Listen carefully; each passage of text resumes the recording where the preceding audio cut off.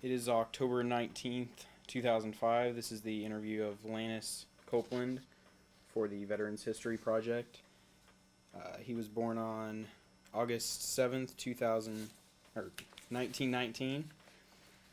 And the names of the people attending the interview is myself, the camera operator Caleb Copeland, Katie Moon, and Jason Feeker. And we're working with Missouri State University GEP 397 course. Lanis served in the Army in World War II. He was a T4, correct? Technician 4. Technician 4.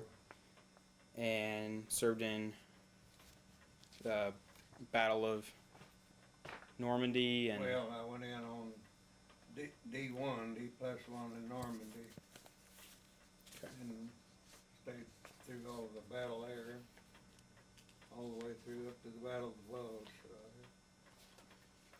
All right. To start out, were you drafted or enlisted? I enlisted.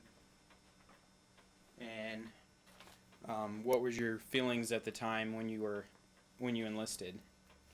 Why did you want to enlist? Well, the first thing I wanted to, I felt responsibility to serve my country, number one, and number two, I wanted to at least get into something. The reason I volunteered was to get in and get something, so I'd get something more or less what I wanted. So which didn't work out too well, but that's what I was trying to do. How old were you when you enlisted? I was 22. Were you married? Yes. How long had you been married for? I've been married a little over a year. So what did your wife think of you enlisting? I'm sorry? What did your wife think when you enlisted?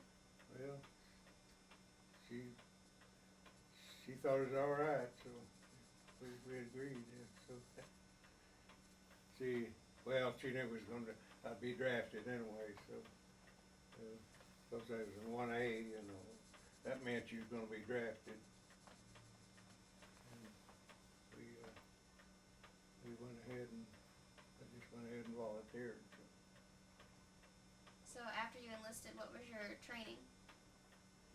Was it what? What was your training like? Training? Yeah. Well, I took my basic training in Fort Bragg, North Carolina, and there's 8 weeks of that. Then I went from there to a specialist school in Fort Sill, Oklahoma, for 3 months, and trained in communications.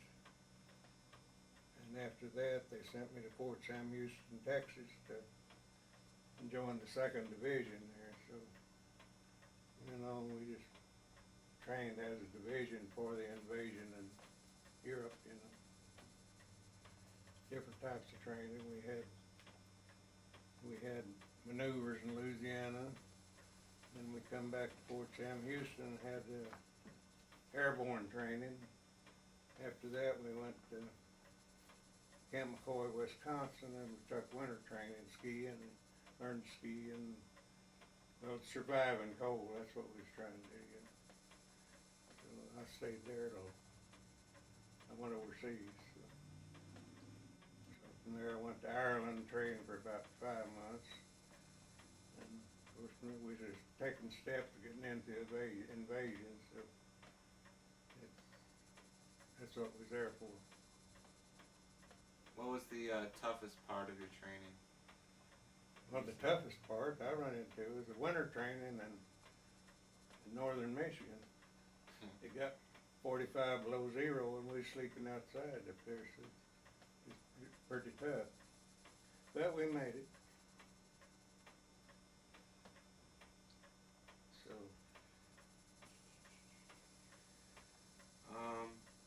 Do you remember your first days in the service, or First days in the service? Yeah. Well, I remember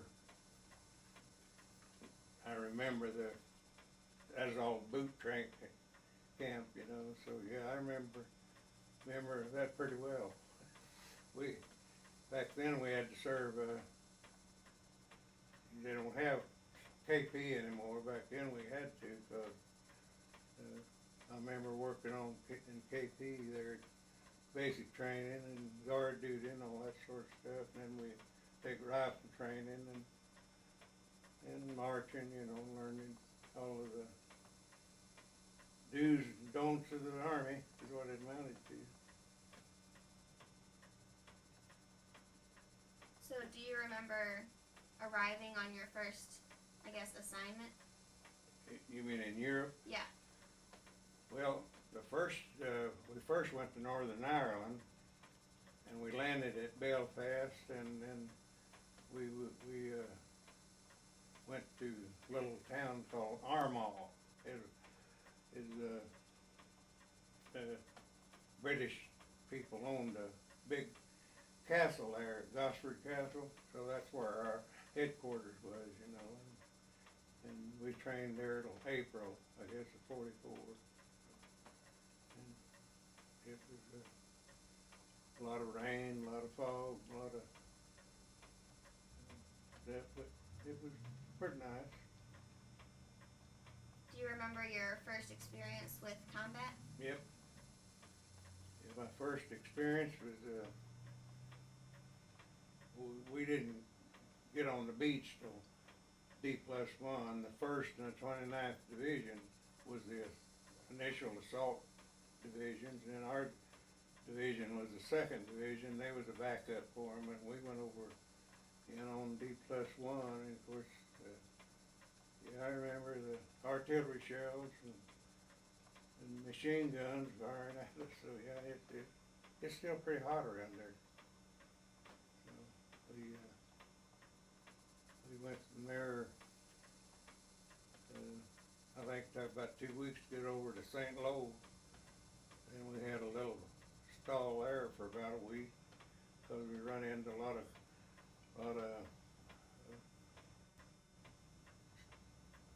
pretty rough competition, you know, and so we were there for, I guess, a week, something like that. So did you move around a lot from station to station? No. Or were you on one location for most of your time? See, back then, why, you had they kept a front line established all the time, and you just moved and fought and take over more ground as you go, you know, and it just continuous moving up, you know. So we fought through the Normandy. It's called hedgerow country. These hedgerows that would, I guess they call them farms, you know. What we'd call about an acre of ground. There's a farm over there, you know. And I remember them German had an 88 artillery. We called them 88s. And they had about zeroed in at each corner at that hedgerow country, so we kind of avoided the corners and went up the ways, you know. It was a battle there for several days trying to get through hedgerow country. I'm sure any of the soldiers that was there, they'd remember the hedgerows.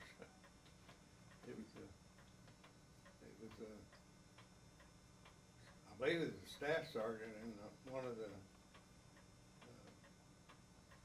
companies that developed a blade to go on the tanks. The tanks would go up, try to go over them hedgerows, and they'd open up for firing, you know.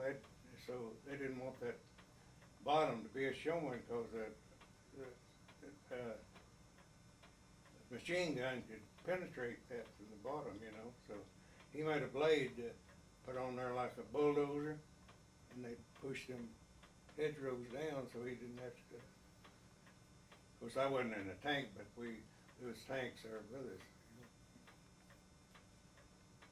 Do you remember any of the men that you fought with specifically?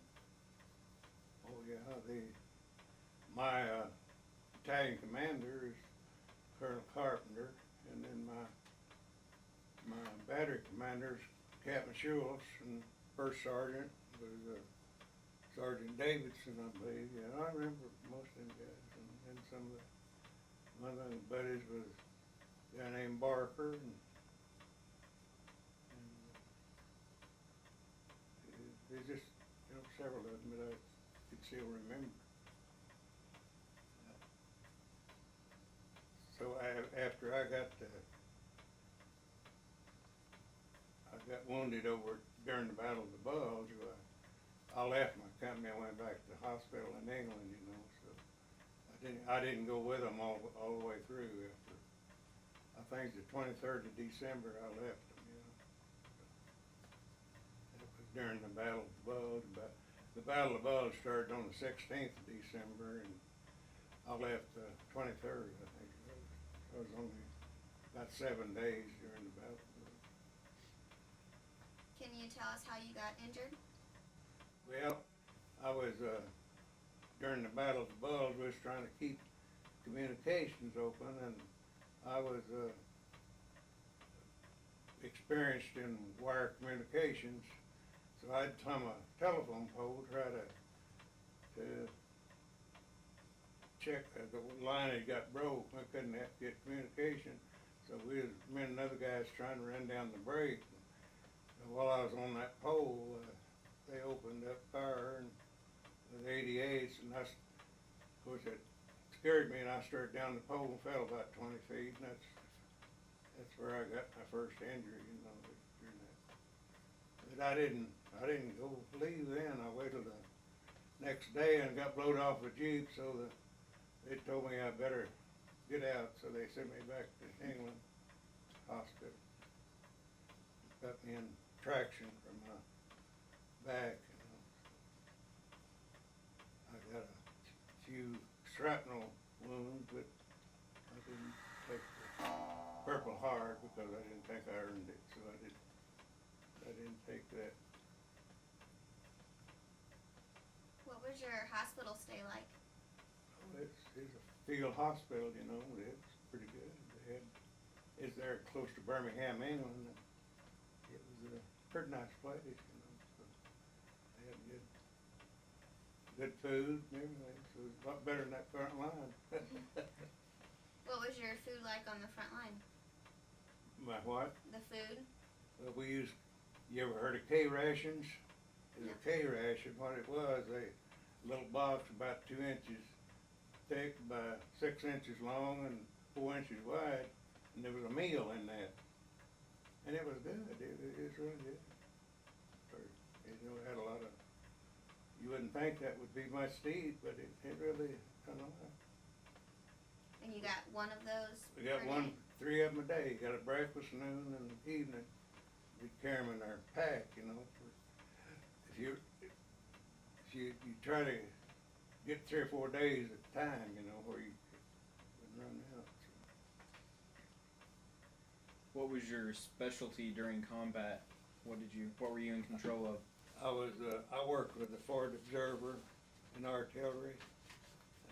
I was a non-commissioned officer, and I worked with a commissioned officer on the Forward Observers, and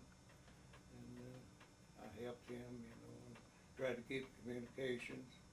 We had a radio and tried to keep wire communication, which it wasn't possible all the time. So we always had a backpack radio, and most of the time it worked, but you'd only get about 5 or 6 miles, you know, distance. So we had to get targets. What we done is spot targets and call our fire direction center and call for the artillery fire for that target, you know. And it helped a lot because we stayed with the infantry. Of course, I wasn't in the infantry, I was in the artillery.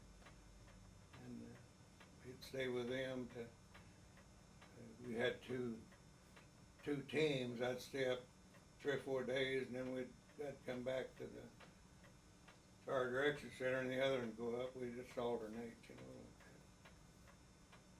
So you got a little break.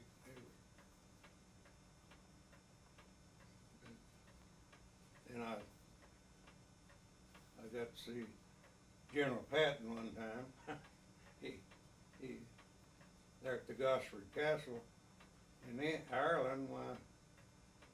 We tore down a rock fence so we could get our equipment and trucks and stuff through there, and it's probably 8 foot high, that rock fence was.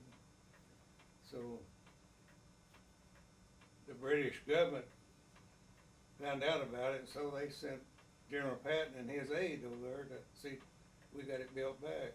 So that's how I come to meet him.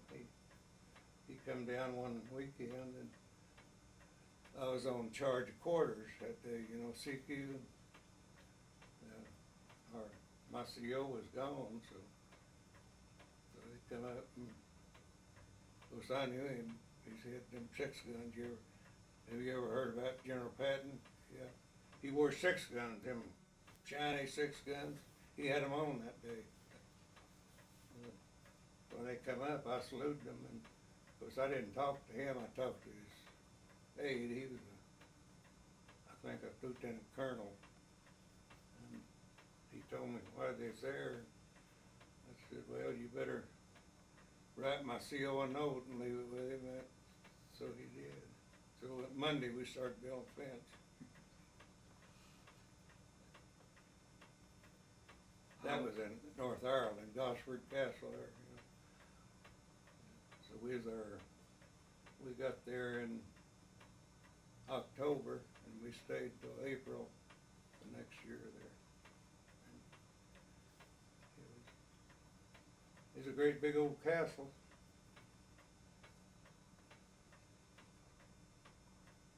How did you stay in touch with the family back home? V-mail.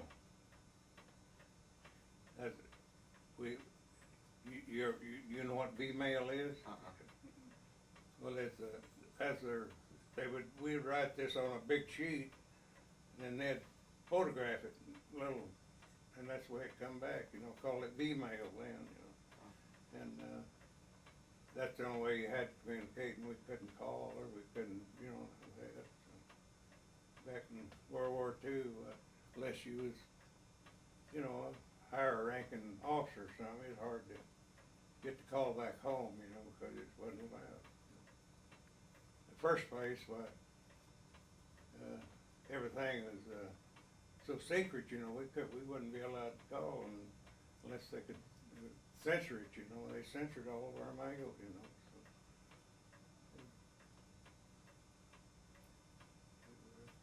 You didn't do much communicating back in them days. It was How did you guys entertain yourselves during your downtime? with a deck of cards and knock poker, stuff like that, shooting craps, tell stories and lies. They wasn't. When you had a break, some of them would go to town, and I never did. I'd go to Belfast and maybe see a show or something, but I was married, so I didn't get out and try to, like the rest of the single guys did. We didn't have much time to do none of that much, Most time around camp, we'd play poker, play some kind of cards, and tell stories, and all that stuff. What was the weather like where you were stationed? The weather? Mhm. Well, in Ireland, it was, that winter, didn't get real cold, but it rained a lot and was foggy a lot, but when we got over into France, it's kind of like it is here, pretty much the same kind of weather we have. Of course, up in the forest where we were, it got pretty cold, I think, 10 or 15 below zero. During the Battle of the Bulge, well, it got colder than that. I don't remember how cold it got, but it was pretty cold. And we didn't have, the only thing I had with me, and most of them did, is a blanket. That's all you carry, you couldn't carry much stuff. And you got cold with it, but it wasn't very, nothing warm. You dug a foxhole, get down in that while you stay warm. With that blanket, that's about the only way you could. What was your favorite place that you got to see, as far as the different places you went? What was your favorite? That I got to see. Yeah, like which country or? I took a one-day pass to Paris when I got to see the Eiffel Tower and all of that outside of that, I really didn't. I got to go to London once, and I spent a night there. Of course, the Red Cross had a where we beds we get. I think they only charge us a quarter for a bed a night, something like that. And they had meals and they had feed us. It's pretty nice. USO put on shows, you know. I remember we got a break one time and Dinah. You ever heard of Dinah Shore? She was a movie star back, you know, I guess in the late 60s and 70s here. You know, she had a television show. But anyway, she was over one day and I was on the front row and she come back and she kissed me. So that was quite a thrill, you know. Did you ever tell your wife that story? I'm sorry. Did you ever tell your wife Oh that yeah, I story? told her. She got a big thing in it. You know. She thought that's my wife right yonder. She we was born down in Arkansas, so we was kind of country people.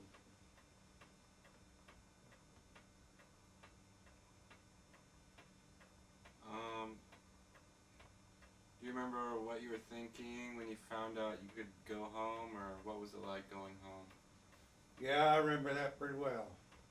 We was waiting on the war to end in Japan, and I think it was around August 25th, somewhere around our part of August, they ended over there.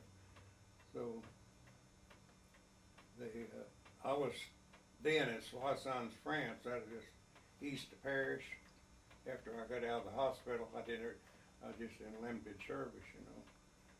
So the next day after the war was over, they loaded us on a train. They called them 40 and 8. It either hauled 40 men or 8 horses, you know. That's where they got the name 40 and 8, you know. So we got on the train over Reims, France, and it took us four days and nights to go from Reims, France to Marseille, France. It must be 200 or 300 miles, all it was, you know. Then we got down there, we thought we was gonna catch a boat home at Marseille. And we got down there, we stayed in a tent for 2.5 months, waiting on the boat. Just waiting, you know, so, let's see, it was a month and a half, I guess. But anyway, we stayed in tents, waiting on the boat. Back in them days, they had so many soldiers overseas that it's just terrible to get them back. It just took a long time. So I got back Camp Shanks, New York, I guess, October the 14th, and then I got discharged the 21st. So we come back in. That's Staten Island, you know, where the Statue of Liberty is. Of course, that's the last thing he's seen when we left, and the first thing we seen when we come back in. So I think Bledsoe Island, and is that what it is? Yeah, Bledsoe Island. There's quite a sight to get to see. So how long did you actually serve? In the Army, Mm-hmm. 3 years, about a little over 3 years, 9 months, something like that. I stayed a little over 2 years overseas, and the rest of it's here in the United States. I think it was 2 years and about a week overseas. What was your job when you got back to the States? When I got back, Mm-hmm. well, I didn't have a job. I had to find one. We got back, why, of course, I had a job. I was working before I left, and I come back in the glass business, you know, glass work. So that's what I went back into, but I had to find a job. I didn't have one. You know. My wife was working at the post office there in the little town where we live. So we stayed there a while, and finally went to, I'd worked out in North Carolina, so we went out there and worked a while, and didn't work out, so we come to Springfield, and that's where we've been ever since. It was, couldn't get an automobile back after World War II, they didn't manufacture a civilian automobile for 3 years. And y'all know they ain't find an old used car, you know, so, and there wasn't very many of them, so it took me about 2 months to find a car. There wasn't none, you just couldn't find them. It was, I remember we come out and they gave you mustering out pay, they call it. We got $300, $100 a month for 3 months, that's what our pay was.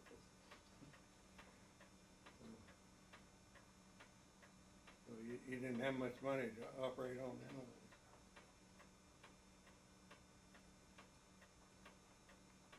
But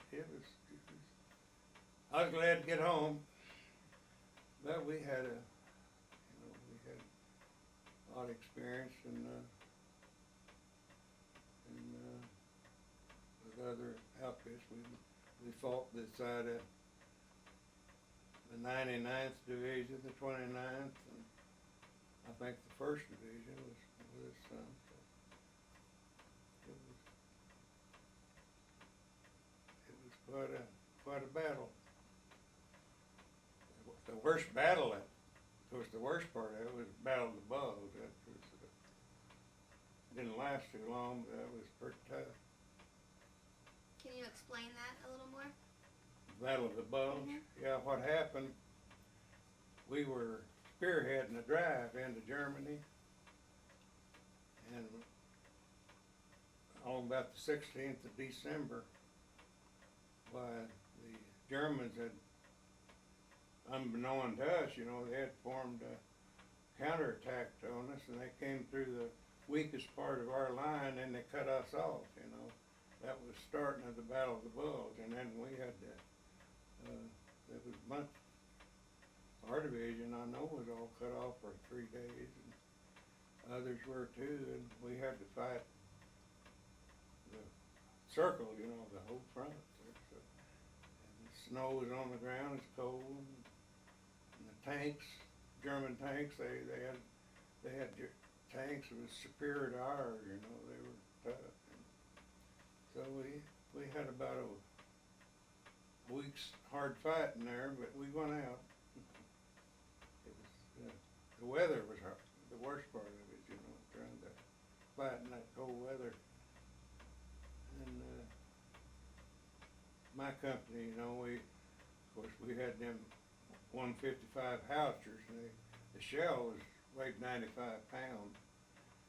And each gun, we had 4 guns in our battery, and each one of them was firing in a different direction because of we're surrounded, you know. So, but, the others in the same battalion has done the same thing, except theirs was 105, it was a little smaller, but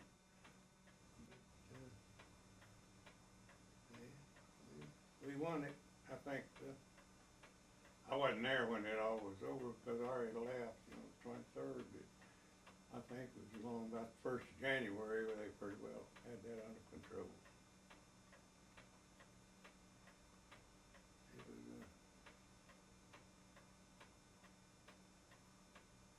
So how did you carry your ammunition if it weighed so much?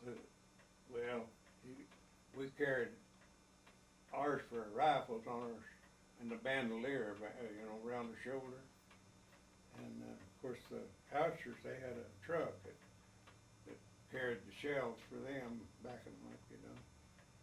And of course, the only thing I used was a small weapon like a carbine.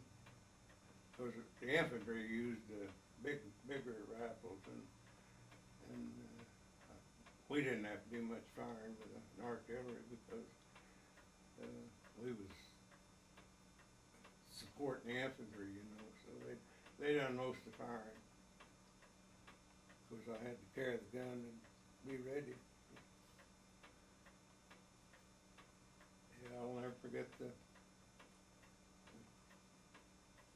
climbing down the side of a boat on that rope ladder and hitting that LCI, and then they get to the beach, you know, they drop that deal down, you go out off on the beach, you know. So that's quite an experience, getting into the beach. And that was when you first arrived? I'm sorry? That was when you first arrived? That's in when I first Knoxville? arrived in Normandy, yeah. It was, of course, the 1st and the 29th Division had already established a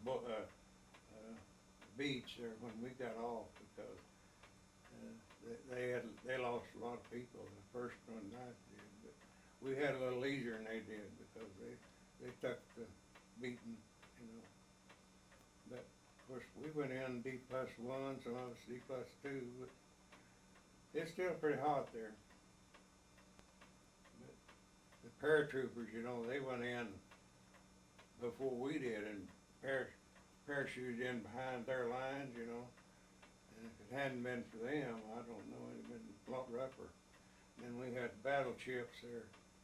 I don't remember the names of the battle chips, but they're firing, of course we couldn't get our howitzers on the beach, so the battle chips was doing the firing for us, you know, until we got our artillery up there and got established. Of course,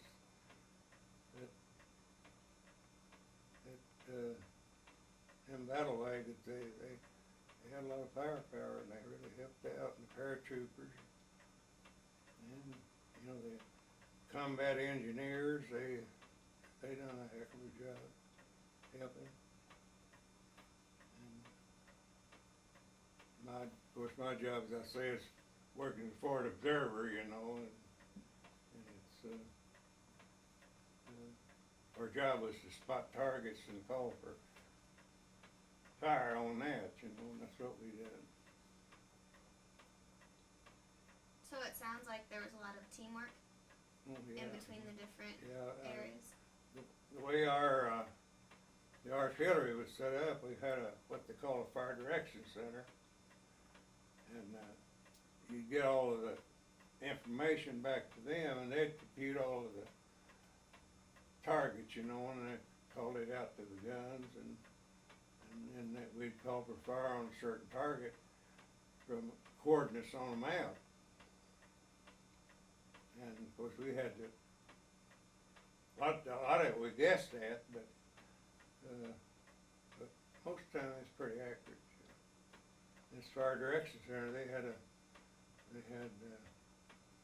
think they had about 6 men on each gun, and they'd have to load the artillery shell in there, and then they'd have to put powder behind that to explode to push it on out. So it's quite a job, you know. We had 4 howitzers in ours, so there's probably about 25, 26 men operating them. And they had about 6 people in fire direction center. And fire direction center there might be just under a tree or something, you know, sitting there with a telephone, and they used slide rules back in them days. They didn't have computers. So they used a slide rule to compute their distance and all that, you know. They did it pretty fast, you know. They were pretty good at it. So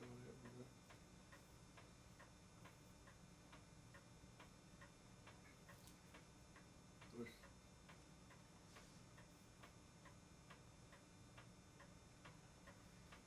and when I left hospital in England, I went back to France, you know, as I say, I went back over there and worked in whatever place they need me, so, till the war's over. What was the most important thing you learned, or the most important lesson you took back with you from your war experience? What was the most what now? The most important thing that you learned, or the lesson, just something you took back with you from your experience in the military and war? Well, I learned a lot of them. One of them, I guess, is just the biggest thing I learned is when we get back home, well, we'll always ought to be prepared for war. Back in World War II, we wasn't very well prepared for war, you know, and we had to, in fact, we had to train on. We didn't have enough rifles for everybody to train on back when they first started. And we had wooden guns. We had to, you know, learn how to do manual of arms and all that. So biggest lesson I learned, I just, you know, we ought to keep a good military and ready, I guess. And the next thing, I guess, another thing was how much your family meant to you. I guess that was one of the most important things I learned, that you missed your family. You know, staying over, of course, a lot of us are a lot longer than I was, but I served 2 years, and that's a long time to not see none of your family, see. And it's, of course, it couldn't be helped because we just didn't have the transportation they have today. About everything was sent over to us on a boat, and it took 10 days, you know, to get from the United States to the shore. Then they had they established there at Cherbourg, they established a truck line, Army. They called it the Cannonball Express. That's what they named it, you know, because they're taking gas, ammunition, they'd pick it up off the boat. And then as they fought in, you know, the time they got in Germany, that line was, what, just 300 or 400 miles. They had to haul that thing. And it was a job to keep supplies from, I think most of it come into Le Havre or Cherbourg or Brest or somewhere like that, and they had to pick all that up. And them guys drove them trucks day and night, you know, they just couldn't. And they after they got away over in Germany, they got hijacked, and they, you know, they had a lot of good food on there, and them people was needing something, so they'd hijack them. Back in the old Western days, I guess. I don't know, but it was quite a deal. That was quite an accomplishment. Them the Army did was to have that truck line and had it organized like they did to do that. Otherwise, they just couldn't have kept ammunition and food to all the guys, you know. There's so many of them over there that big front. Of course, there's a fighting over in the Japanese over there. It's a worldwide deal. It's pretty tough. But my job was mostly to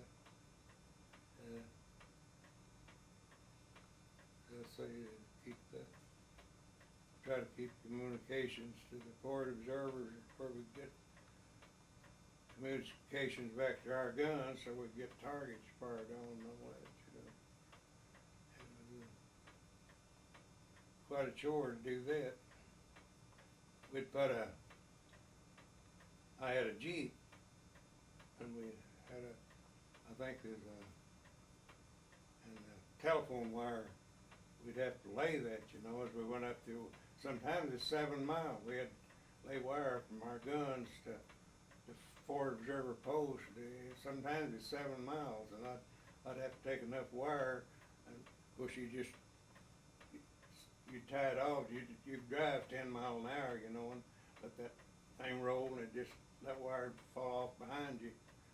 So when you got the end of that, you had to put on another and splice it and keep going. So, of course, we never have to worry about picking it up. But them artillery shells would break the line, and we'd have to go back and try to find the break, you know. And it's kind of a chore. But if we was going to be moving all the time, we didn't lay the wire. It's when we knew it was going to be in one position, maybe 3 or 4 days, we would lay the wire. But otherwise, we'd use radios, you know, we didn't use wire.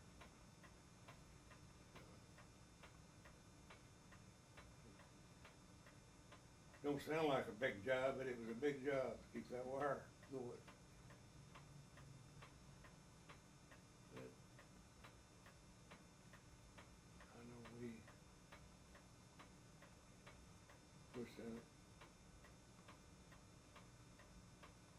we worked, before the invasion, we had to waterproof all of our vehicles and our guns, where when you we had to drive them off in the water, you know, to get on the beach. So you couldn't, you had to, like your spark plugs on your Jeep or something, you had to waterproof that where the water wouldn't stop them. And you exhaust, you had a pipe run up where it is out of the water, you know. And so when you drove off of that ship, well, then you right in the water, so a lot of work getting ready for it over on the marshland area, you know.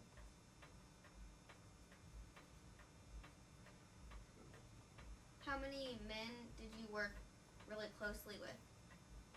Well, there's about, in our battery, there was usually around 200 of us in the one battery.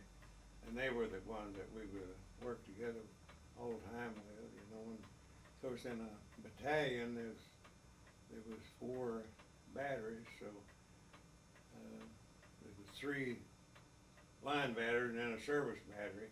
The service battery was long to do the mechanic work and keep everything going, you know. And then the other 3 batteries, a total of 12 guns, but there's about 200. I guess there's about 800 men in the battalion, something like that.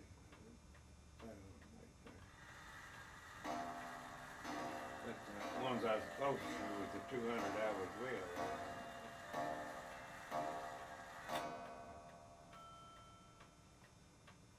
But we had trained together for 18 months in the States. Most of us been together that long.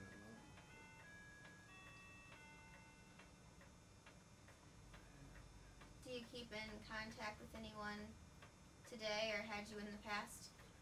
No, our division, after the war, the Korean War started, and they sent the 2nd Division from Germany to Korea. So the guys that stayed with the division didn't come home. That's where they went. And I never did hear from any of them. Of course, I wasn't with them when the war was over. I'd already got, you know, out of it. So I never did know what happened. And they're still over there. My division's still over in Korea. This General Franks, you know, was running the war for President Bush, you know. He retired after the war kind of ended there in Iraq, but I think he was with my division over in Korea. Somebody told me, so yes, he was. And the artillery, 2nd Division Artillery.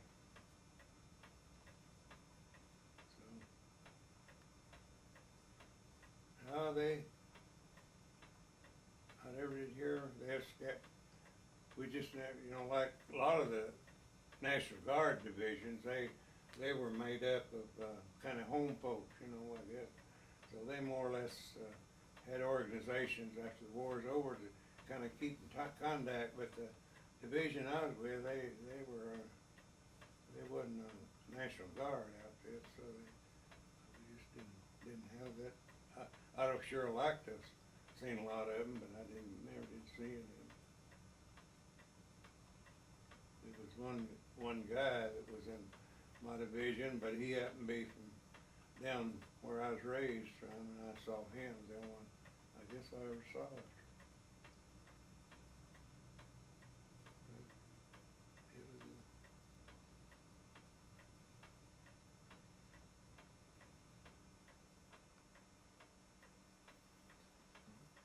Is there any other questions?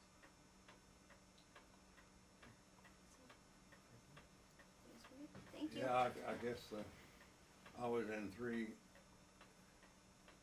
I had 3 campaigns, Normandy, northern France, and the Rhineland as the 3 campaigns I was in. Of course, Normandy was initial assault. And I gave that all to you anyway.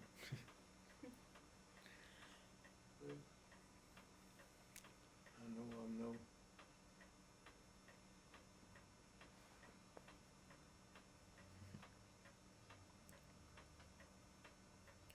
big hero, but I at least were there. Most of us wasn't. We just there try to get the war done.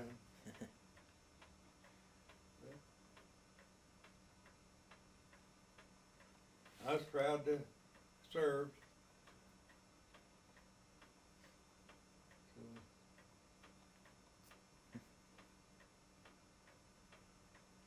Well, thank you very much. you're welcome. Thank you all.